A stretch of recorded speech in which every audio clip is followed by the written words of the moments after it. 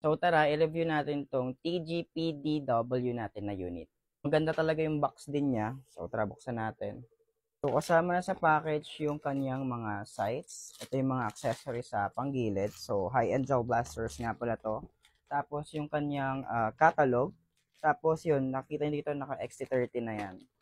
Siyempre, hindi mawawala yung charger natin para dun sa battery niya. Battery included na rin to. Yung kanyang nozzle. Tapos, ang kinaganda nito is metal magazine na siya.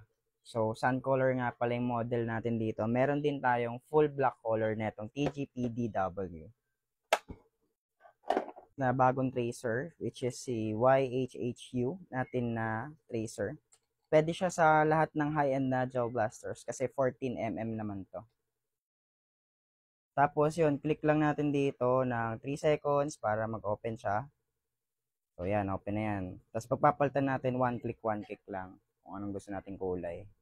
Tapos kaganda nito, rechargeable na rin siya.